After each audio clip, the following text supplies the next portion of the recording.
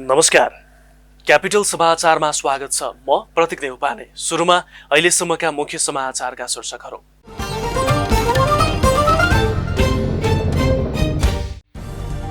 वैशाखमा कुनै पनि हालतमा निर्वाचन नहुने राष्ट्रिय सभा सदस्य बिडारीको दावी। निर्वाचनमा जानुलाई निरङ्कुशता भन्न नमिल्ने अधिवक्ता भट्टराईको धारणा।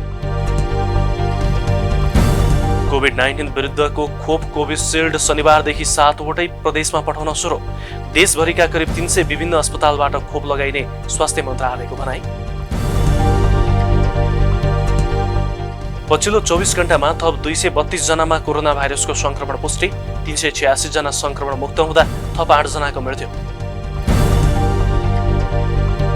बिहिबार भारतको सेरम इन्स्टिच्युटमा भएको आगलागीमा कोरोना खोप सुरक्षित रहेको कम्पनीको भनाइ। BCG को इन्जेक्सन आपूर्ति भने प्रभावित हुन सक्ने। र राजधानीमा जारी प्रधानमन्त्री कप पुरुष राष्ट्रिय क्रिकेट प्रतियोगिता अन्तर्गत शनिबार भएको खेलमा लुम्बिनी प्रदेशको सहज जित। सुदूरपश्चिम प्रदेश 6 विकेटले पराजित।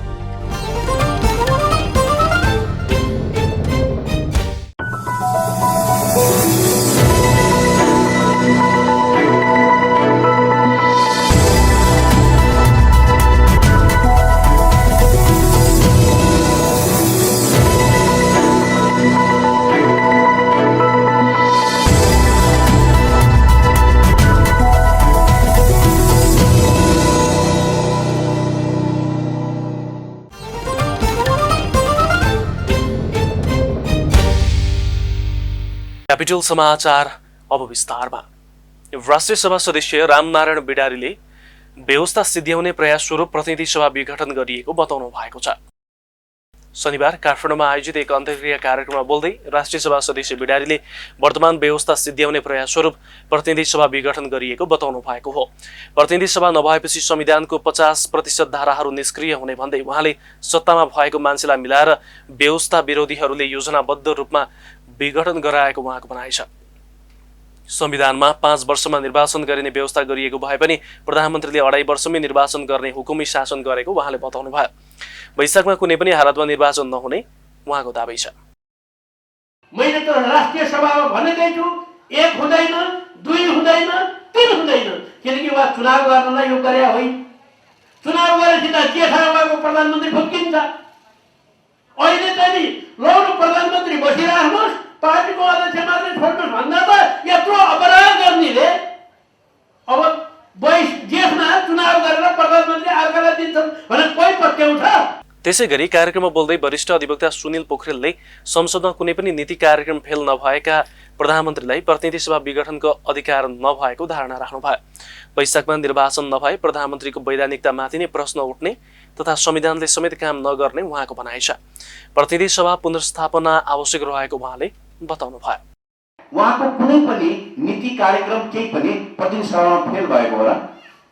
जुन प्रतिनिधि सभाले उहाँलाई हरेक काममा सहयोग गरेको छ, प्रतिनिधि सभाको विघटन गर्ने अधिकार प्रधानमन्त्रीलाई हुँदैन। प्रतिनिधि सभा भङ्ग भइसक्यो। आजका प्रधानमन्त्री प्रतिनिधि सभाको सदस्य होइन।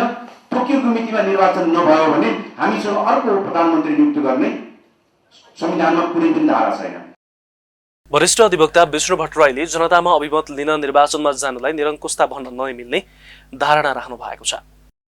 संविधान कोल्याप्स हुने र कोल्याप्स नहुने होइन। तपाईले संविधान बमोजिम जे दायित्व थियो पूरा गर्नुभयो, अनि प्रतिनिधि सभा विघटन गर्नुभयो। संविधानको कोल्याप्स होइन। तपाई नेपाली जनताको राजकीय सत्ता र सम्प्रभु सत्तामा विश्वास गर्नुहुन्छ भने जनताको अभिमत लिन्छु भन्ने कुरा त्यो निरङ्कुशता होइन। नेपाली जनताको राष्ट्रिय सत्ता र सम्प्रभुतामा विश्वास गर्ने हो भने जनताको अभिमत लिने कुरा निरङ्कुशता नभएको उहाँको तर्क छ। नेकपा प्रचण्ड नेपाल पक्षका स्थायी कमिटी सदस्य योगेश भट्टराईले संविधानमाथिको प्रश्नमा वकिलहरू व्यावसायिकता भनेर विचारबाट भाग्न नपाउने बताउनु भएको छ।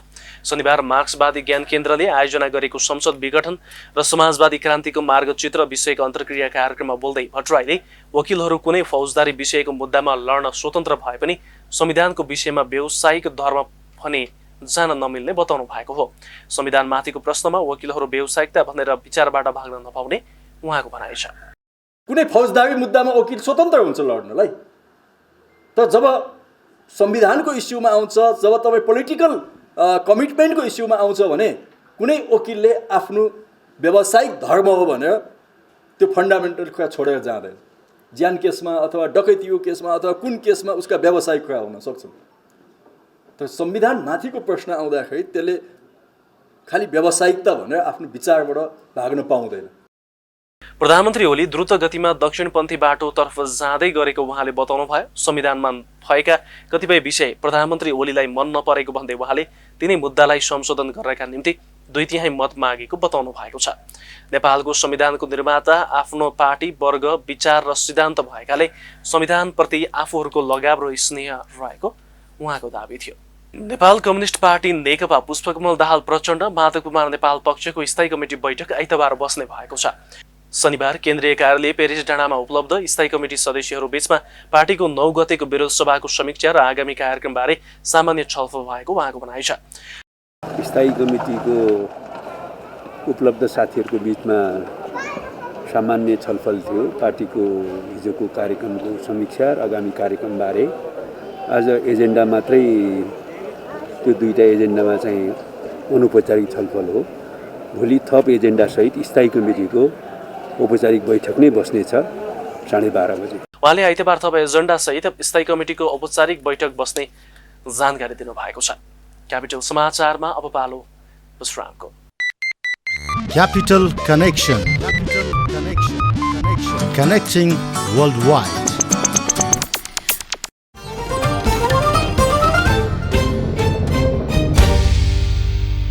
विश्रामपछि क्यापिटल समाचारमा स्वागत छ। अब बाँकी समाचार। शनिबार थप 232 जनामा कोरोना भाइरसको संक्रमण पुष्टि भएको छ। स्वास्थ्य तथा जनसङ्ख्या मन्त्रालयले दिएको जानकारी अनुसार पछिल्लो 24 घण्टामा 3541 जनामा PCR गर्दा 232 जनामा कोरोना भाइरसको संक्रमण पुष्टि भएको हो। यो सँगै हालसम्म संक्रमित हुनेको कुल संख्या 2,69,180 पुगेको छ। त्यस्तै पछिल्लो 24 घण्टामा 386 जना निको भएर फर्किएका छन्। यो सहित कोरोनाबाट निको हुनेको कुल संख्या 2,63,734 पुगेको छ। त्यस्तै बितेको 24 घण्टामा कोरोना संक्रमणबाट थप 8 जनाको मृत्यु भएसँगै मृत्यु हुनेको कुल संख्या 1,994 पुगेको छ। कोभिड-19 विरुद्धको खोप कोभिसिल्ड शनिबारदेखि 7वटै प्रदेशमा पठाउन थालिएको छ। भारत सरकारले अनुदानमा उपलब्ध गराएको उक्त खोप लगाउन 7वटै प्रदेशमा पठाउन थालिएको स्वास्थ्य तथा जनसङ्ख्या मन्त्रालयका प्रवक्ता प्राध्यापक डाक्टर जागेश्वर गौतमले जानकारी दिनुभयो। भारतबाट ल्याएपछि खोप स्वास्थ्य सेवा विभागको टेकु स्थित केन्द्रीय चिसियात केन्द्रमा राखिएको छ। उहाँका अनुसार प्रदेशबाट नै जिल्ला अस्पतालमा खोप आवश्यकताका आधारमा वितरण गरिनेछ। आइतबारसम्म सबै प्रदेशमा खोप पुग्ने मन्त्रालयले जनाएको छ। पहिलो चरणको उक्त खोप अस्पताललाई नै खोप केन्द्र बनाएर वितरण गर्ने प्रवक्ता गौतमको भनाइ छ। उहाँले 7 प्रदेश र 77 जिल्लामा गरी करिब 300 विभिन्न अस्पतालबाट खोप लगाइने बताउनु भयो। काठमाडौँ उपत्यकामा भने 10 भन्दा बढी अस्पतालमा खोप वितरण गरिनेछ। उक्त खोप स्वास्थ्य संस्थामा कार्यरत कोभिड-19 व्यवस्थापनमा अग्रपङ्क्तिमा खटिने स्वास्थ्यकर्मी, सहयोगी कर्मचारी, एम्बुलेन्स तथा सब वाहन चालक, कोभिड-19 को संक्रमणबाट मृत्यु भएका सबको व्यवस्थापनमा खटिने सुरक्षाकर्मी, स्थानीय तहमा कार्यरत फोहोर व्यवस्थापन तथा सरसफाई कर्मीलाई दिइनेछ। भारत सरकारले बिहिबार अनुदानमा सरकारलाई 10 लाख मात्रा खोप उपलब्ध गराएको थियो। काठमाडौँको टेकु पचल्ली स्थित शहीद शुक्रराज शास्त्रीको शालिगमा श्रद्धाञ्जली अर्पण गर्दै शहीद सप्ताह सुरु गरिएको छ। शनिबार शहीद शुक्रराज शास्त्रीलाई मृत्युदण्ड दिएको स्थानमा उहाँको शालिगमा माल्यार्पण तथा श्रद्धाञ्जली सभा गर्दै यस वर्षको शहीद सप्ताहको सुरुवात गरिएको छ। शुक्रबार शुक्रराज शास्त्री जहानिया राणा शासनको विरुद्ध लड्ने 4 शहीद मध्ये एक हुनुहुन्छ। शहीद सप्ताहका बाँकी कार्यक्रमहरूमा माघ 13 गते शहीद धर्मभक्त माथिमाले अमरत्व प्राप्त गरेको स्थान सिफलमा, माघ 15 गते गङ्गालाल श्रेष्ठ र दशरथ चन्दले अमरत्व प्राप्त गरेको स्थान शुभा भगवतीमा श्रद्धाञ्जली सभा हुनेछ। त्यसैगरी माघ 16 गते शान्ति बाटिकाबाट प्रभात फेरी निकालेर शहीद स्मारक लैनचौर पुगी सम्पूर्ण शहीद प्रति श्रद्धाञ्जली सभा हुने काठमाडौँ महानगरपालिकाले जनाएको छ। हरेक वर्ष काठमाडौँ महानगरपालिकाले शहीद सप्ताह मनाउने गरेको छ। क्यापिटल समाचारमा पुनः एकैछिन विश्राम। मित्रता, सद्भाव र संस्कृतिको पुल कार्यक्रम हिमाल वारिपारी क्यापिटल मिडिया ग्रुपको विशेष प्रस्तुति कार्यक्रम हिमाल वारिपारी।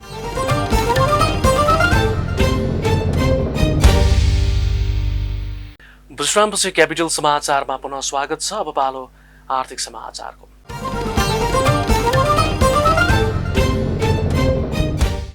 अर्थ मन्त्रालयले चालू आर्थिक वर्ष 2077-78 को चौमासिकसम्म मुलुकको समग्र आर्थिक क्षेत्रका परिसूचकहरू सकारात्मक रहेको जनाएको छ। अर्थ मन्त्रालयले प्रकाशन गरेको चालू आर्थिक वर्षको मङ्सिर महिनासम्मको मुलुकको वर्तमान आर्थिक परिदृश्यमा यस्तो उल्लेख गरिएको छ। उक्त परिदृश्यमा संघीय सरकारको चालू खर्च समीक्षा अवधिमा 13.7% वृद्धि भएको छ भने पुँजीगत वित्तीय व्यवस्थातर्फको खर्च क्रमशः 4.4 र 17.1%ले घटेको छ। संघीय सरकारको कुल खर्च 3 खर्ब 28 अर्ब 46 करोड पुगेको छ। यो खर्च गत आर्थिक वर्षको सोही अवधिमा भएको खर्च 2 खर्ब 98 अर्ब 70 करोडको तुलनामा 9.9%ले बढेको हो। त्यस्तै चालू आर्थिक वर्षको मङ्सिरसम्म संघीय सरकारले प्राप्त गर्ने कर राजस्वमा 0.98%ले सङ्कुचन आएको छ। चालू आर्थिक वर्षको मङ्सिरसम्म संघीय सरकारले प्राप्त गर्ने कर राजस्व 0.98%ले सङ्कुचन भई 2 खर्ब 41 अर्ब 23 करोड रुपियाँ रहेको छ। यस अवधिमा प्रदेश र स्थानीय तहमा बाँडफाँड भएर जाने कर राजस्व गत आर्थिक वर्षको सोही अवधिको तुलनामा 4%ले सङ्कुचन भई 39 अर्ब 35 करोड रहेको छ। त्यस्तै आर्थिक वर्ष 2077-78 को मङ्सिरसम्म संघीय सरकारको कुल खर्च 3 खर्ब 28 अर्ब 46 करोड रुपियाँ पुगेको छ। अब पालो अन्तर्राष्ट्रिय समाचारको। भारतको सेरम इन्स्टिच्युटले गत बिहिबार भएको आगलागीमा कोरोना खोप सुरक्षित रहेको जनाएको छ। इन्स्टिच्युटका प्रमुख कार्यकारी सिइओ अधार पुनावालाका अनुसार आगलागीका कारण कम्पनीको 1000 करोड भन्दा बढीको क्षति भएको छ। उनले कोभिड भ्याक्सिनको आपूर्तिमा कुनै असर नपरेको पनि जानकारी दिए। यद्यपि बीसीजी को इन्जेक्सन आपूर्ति भने प्रभावित हुन सक्ने उनको भनाइ छ। आगलागीबाट 5 जनाको मृत्यु भएको थियो। कम्पनीले मृतकका परिवारलाई 25 लाख रुपियाँ सहयोग दिने घोषणा पनि गरेको छ। निवर्तमान अमेरिकी राष्ट्रपति डोनाल्ड ट्रम्प विरुद्ध लगाइएको महाभियोगको टुङ्गो आगामी हप्ता लाग्ने भएको छ। संसदको तल्लो सदनले पारित गरेर माथिल्लो सदनमा पुगेको सो प्रस्तावको निर्णय प्रक्रिया आगामी हप्ता टुङ्गो लाग्ने बीबीसीले जनाएको छ। केही दिन अघि ट्रम्पका समर्थकहरूले अमेरिकी संसद भवनमा प्रवेश गरेर आक्रमण गरेपछि उनी विरुद्ध महाभियोगको प्रस्ताव लगाउने प्रक्रिया सुरु भएको हो। संसदको तल्लो सदनले महाभियोग लगाउने प्रस्ताव पारित गरेर माथिल्लो सदनमा पेश भएको छ। चुनावी परिणामलाई लिएर हिंसा मचाएको भन्दै ट्रम्प विरुद्ध आफ्नै दलका सांसदहरूले समेत महाभियोग लगाउनु पर्ने प्रस्तावको पक्षमा मतदान गरेका थिए। राष्ट्रपति ट्रम्पको कार्यकाल सकिए पनि माथिल्लो सदनमा प्रस्तावको टुङ्गो लगाउने छ। संसदको माथिल्लो सदनले तल्लो सदनबाट आएको प्रस्तावलाई सदर गरे राष्ट्रपति ट्रम्पले आगामी कार्यकालका लागि निर्वाचनमा सहभागी हुन पाउने छैनन्। अमेरिकी इतिहासमा 2 पटक महाभियोगको सामना गर्ने बालबाल राष्ट्रपति ट्रम्प मात्र हुन्। यसअघि पनि ट्रम्प विरुद्ध संसदको तल्लो सदनले पास गरेको महाभियोगको प्रस्ताव माथिल्लो सदनले रोकेसँगै प्रक्रिया पूरा हुन पाएको थिएन। अब पालो खेल समाचारको।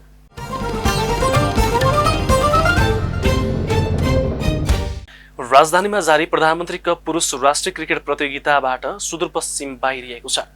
लुम्बिनी प्रदेशसँग 6 विकेटले पराजित भएको सुदूरपश्चिम जारी प्रतियोगिताबाट बाहिरिएको हो। सुदूरपश्चिमको एक खेल भने अझै बाँकी छ। मूलपानी मैदानमा भएको खेलमा सहज जित निकालेको लुम्बिनीले सुदूरपश्चिमले प्रस्तुत गरेको 63 रनको लक्ष्य 14.4 ओभरमा 4 विकेट गुमाएर पुरा गर्यो। लुम्बिनीको जितमा सौरभ खनालले अभिजित 18 रन जोड्दा प्रकाश केसीले पनि नट आउट 17 रन जोडे। कप्तान कृष्ण कार्कीले 15 रनको योगदान गर्दा ओपनर देव खनाल 9 रनमा पभिलियन फर्किएका थिए।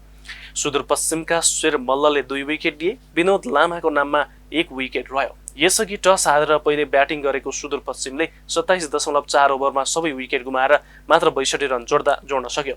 यस्तै नारायण जोशीले सर्वाधिक 17 रन जोड्दा कप्तान सन्तोष भट्टले 11 रनको योगदान गरे। 3 खेलाडी शून्यमा पभिलियन फर्किँदा केही ब्याट्स 10 भित्र समेटिएको थियो। सुदूरपश्चिमलाई सस्तैमा समेट्न लुम्बिनीका कृष्ण कार्कीले 4 विकेट लिए। अनिल खरेल र विक्रम भूषालले 2-2 विकेट लिए। जितसँगै समूह बीको लुम्बिनीले 3 खेलमा 4 अङ्क जोडेको छ।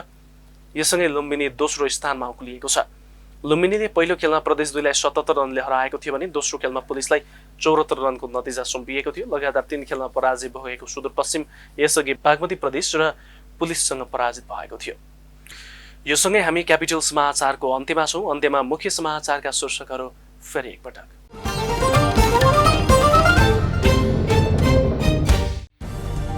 वैशाखमा कुनै पनि हालतमा निर्वाचन नहुने राष्ट्रिय सभा सदस्य बिडारीको दाबी, निर्वाचनमा जानुलाई निरङ्कुशता भन्न नमिल्ने अधिवक्ता भट्टराईको धारणा।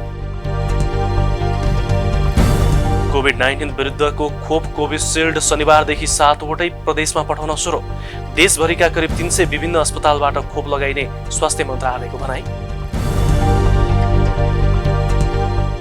पछिल्लो 24 घण्टामा थप 232 जनामा कोरोना भाइरसको संक्रमण पुष्टि, 386 जना संक्रमण मुक्त हुँदा थप 8 जनाको मृत्यु। बिहिबार भारतको सेरम इन्स्टिच्युटमा भएको आगलागीमा कोरोना खोप सुरक्षित रहेको कम्पनीको भनाई। BCG को इन्जेक्सन आपूर्ति भने प्रभावित हुन सक्ने। र राजधानीमा जारी प्रधानमन्त्री कप पुरुष राष्ट्रिय क्रिकेट प्रतियोगिता अन्तर्गत शनिबार भएको खेलमा लुम्बिनी प्रदेशको सहज जित, सुदूरपश्चिम प्रदेश 6 विकेटले पराजित। हवस् त क्यापिटल समाचार अहिलेलाई सकियो। सूचना, मनोरञ्जन र ताजा समाचारका लागि क्यापिटल टेलिभिजन हेर्दै गर्नुहोला। नमस्कार।